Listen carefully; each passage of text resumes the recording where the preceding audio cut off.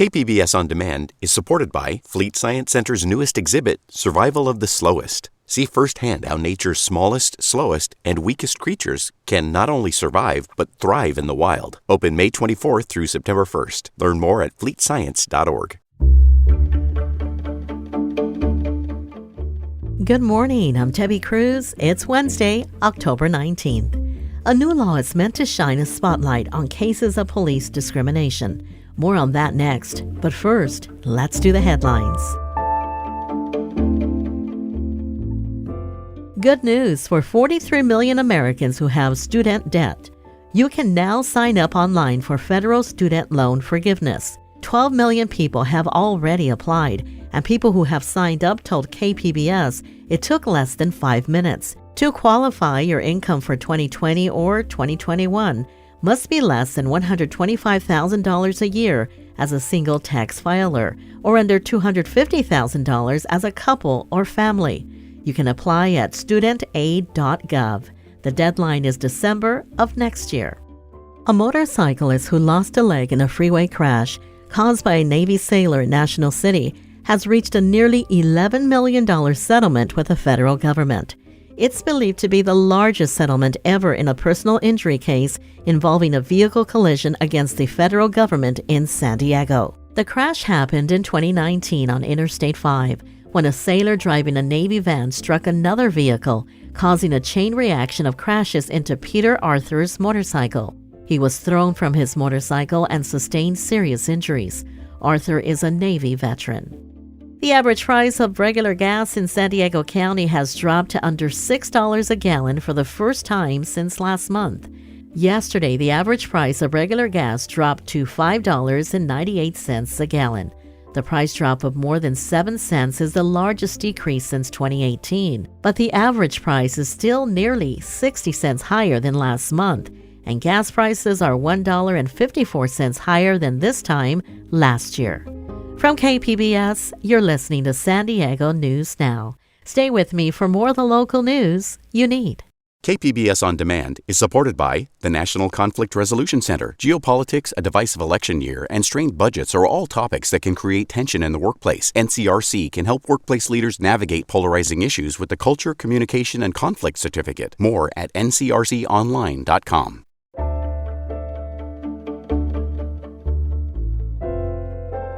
A new state law went into effect in January.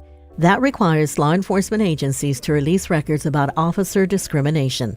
But investigative reporter Claire Trageser found most local police departments say they have nothing to report. It was a night in Vegas that didn't stay in Vegas.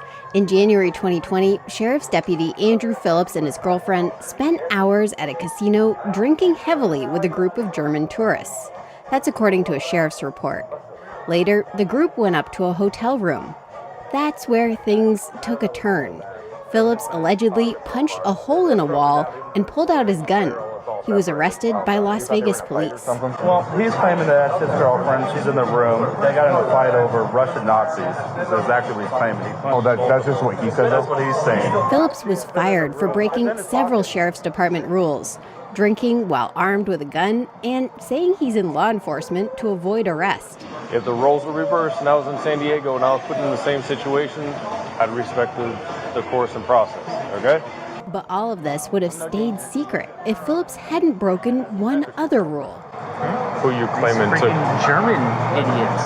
He said discriminatory things about the Germans. Oh, you said they were Russian. Russian, German, whatever the hell they are. They're speaking some other damn language. Mm-hmm. Russian, German, whatever the hell they are, he says. They were speaking some other damn language. A new state law says when departments find their officers say or do discriminatory things, those records have to be public. But San Diego County police agencies say they have nothing to report. The Phillips case is just one of 6 released. But does that mean all officers are behaving correctly? Nancy Skinner, the state senator who wrote the law, is dubious. If you have a culture in an agency where they, number one, don't even want to recognize misconduct, so even if the officer is behaving in the way I described, they don't sustain a finding, then that doesn't serve us. It could be that the reviews aren't done thoroughly, so no discrimination is found.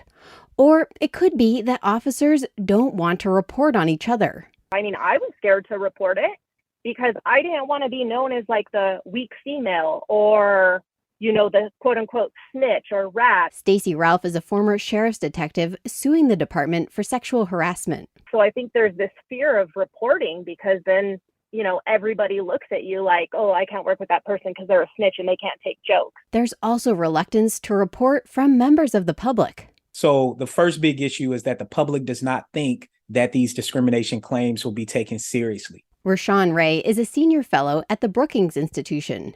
He says people may not want to go into a station or give out personal information to file a report. And even if they do, discrimination claims are extremely, extremely hard to prove. And it does oftentimes come down to a community member said and a police officer said. And that's the reason why video evidence is so important. Video evidence is crucial in these cases.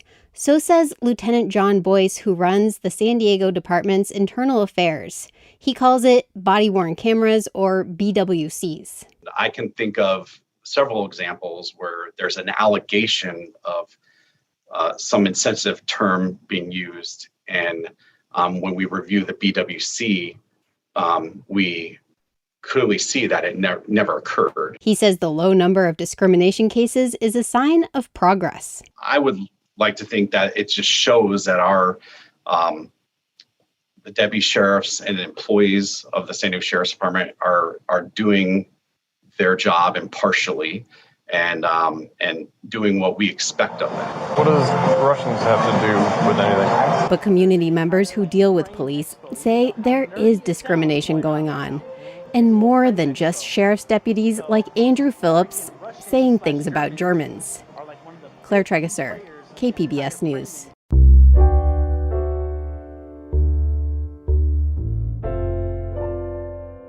Health officials say the pandemic is becoming more manageable. Monday, the governor announced California's state of emergency will end early next year should trends continue. KPBS health reporter Matt Hoffman has more on what that could mean for San Diego. Certainly, you can't continue a state of emergency perpetually. Over at UC San Diego Health, Chief Medical Officer Dr. Chris Longhurst isn't forecasting a huge impact, with the state set to lift its emergency response next February. The state's top doctor says the threat of the virus is still real, but the current situation is manageable. Longhurst says it's clear to him that we're moving to an endemic stage. Which means this virus is going to be with us for a while. And people who are immunocompromised or elderly or otherwise at high risk should maintain that set of vigilance. For the rest of us, it's like the winter flu. Locally, health officials say the announcement doesn't change what they're doing now. Vaccines and testing remain available. Matt Hoffman, KPBS News. New technology arrived at the border in Otay Mesa yesterday to deal with the old pollution problem from semitrucks entering Mexico. KPBS reporter Alexander Nguyen explains. On an average day, roughly 3,500 semi-trucks cross the border at Otay Mesa. They are the backbone of California's economy, bringing in goods from south of the border. But they are also a major contributor to pollution. The trucks are responsible for roughly 50% of all the pollutant we see in the air here in California. Randall Offer is an air pollution specialist with the California Air Resources Board. He says these diesel trucks emit particulate matter that is hazardous for your health. That's why CARB developed the Portable Emission Acquisition System, or PEACS. It will allow the agency to screen more trucks and catch ones that don't meet California's emission standards. Alexander Nguyen, KPBS News. Coming up, how the Padres playoff series against the Phillies is helping out local businesses. We'll have that story and more next, just after the break.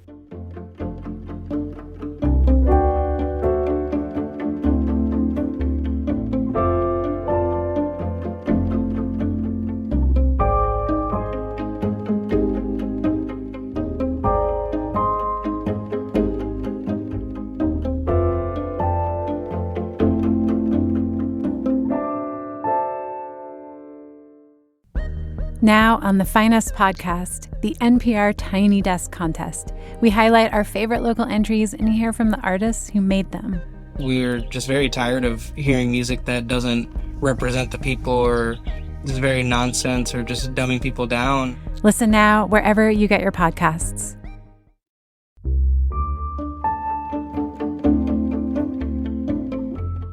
Student safety is at the top of mind for all schools.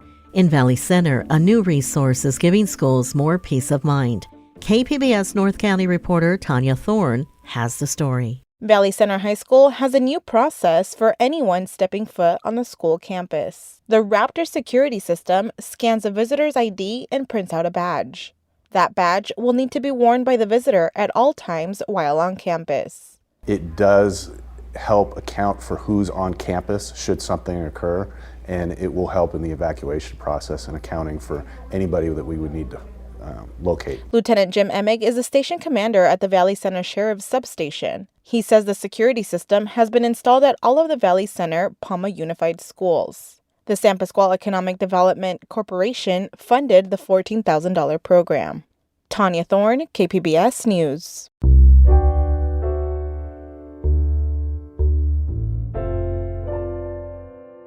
The Padres playoff series against the Phillies is bringing big money to local businesses. But it's not great for fans who want to see the game at Petco Park. Much like the last series against the Dodgers, resale ticket prices are extraordinarily high, from just under $200 to over $1,000 per seat.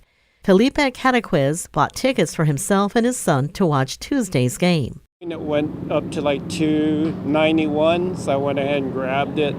But then, they charge you $160 service fee. So all in all, it's about almost $800. Yesterday's and today's games are played at Petco, and then the park will host watch parties for at least the Friday and Saturday games in Philadelphia. Then, if more games are needed, Game 5 will be the last one on the road before it's back to Petco for Games 6 and 7.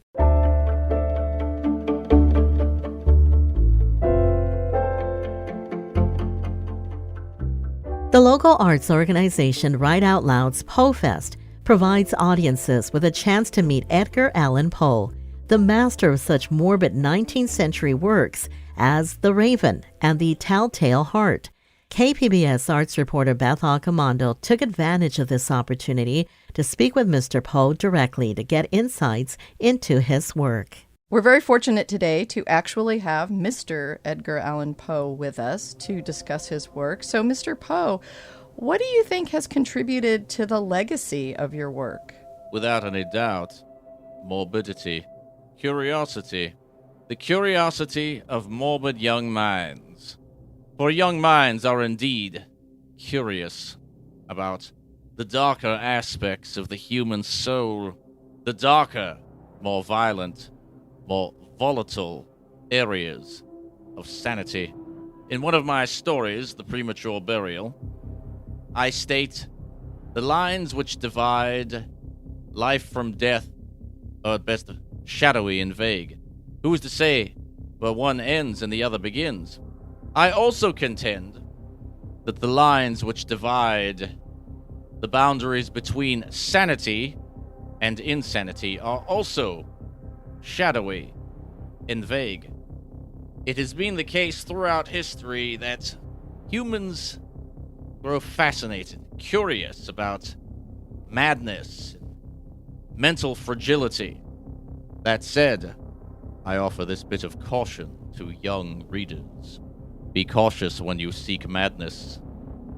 You just may find it. And as a writer, what inspires you to write these particular kind of stories? What are you drawing on? Where to begin? Well, I struggled throughout my lifetime. Many know that. Not many know the extent to which I struggled through my lifetime. My father disappeared before I was even a year old. My mother tragically died before I was 3. I was separated from my siblings, raised by shrewd Virginia tobacco merchants. My foster parent, John Allen, was, well, not the warmest paternal figure. everyone I loved, every woman I ever fell in love with, died in my lifetime, and I had to watch it happen. And it would seem that during my lifetime, for the most part, the world was just coldly indifferent to my poetry. I was more successful as an author than a poet in my lifetime, and I was more successful as an editor than either of the other two. I really made my living as an editor and critic more so than writing original works. It frustrated me. It angered me to no extent. Therefore, I fled from my anger into the world of fiction and gothic horror and gothic poetry, and sadly substances as well. Therefore, I suppose it could be said that the rage I felt in my everyday life was channeled into my writing. And what do you see as your legacy? My legacy? The foray into the darkness of one's creative soul. Inspiration for generations after generations of young writers, as well as perhaps a resurgence into themes of Halloween, horror, and terror, the macabre that we experience within our own souls, is perhaps not something that we should see as a challenge or a stumbling block, but more so as an element of our psyche that makes us stronger, provided that we channel our rage properly. Okay, I know you didn't really think that was Edgar Allan Poe speaking to me from beyond the grave, but it was the 19th century author channeled through actor Travis Rhett Wilson, who's part of Write Out Loud's Poe Fest. Wilson will be performing The Raven and serving up an encounter with the tormented writer over the next 2 weekends. I asked Wilson how he first got introduced to Poe. My dad read The Raven to me when I was 9, and I was just fascinated by the language. I didn't understand any of it, so I wanted to learn more, and I went in, learned what some of the words meant, familiarized myself with a lot of his other works. I didn't really start digging into his backstory until college, and I found this dusty old biography called The Haunted Man, and I just read about him, and I thought, wow, this guy was a very angry, hateful man toward the end. How did he get this way? And I wanted to know more. And knowing that someday I wanted to play this guy. And here we are. That was actor and Poe enthusiast Travis Rhett Wilson, speaking with KPBS arts reporter Beth Accomando. Write Out Loud's Poe Fest continues through the next 2 weekends at Villa Montezuma Museum and highlights not just Poe, but also Mary Shelley, Shakespeare, and Robert Louis Stevenson. That's it for the podcast today. As always, you can find more San Diego news online at kpbs.org. I'm Debbie Cruz. Thanks for listening and have a great day.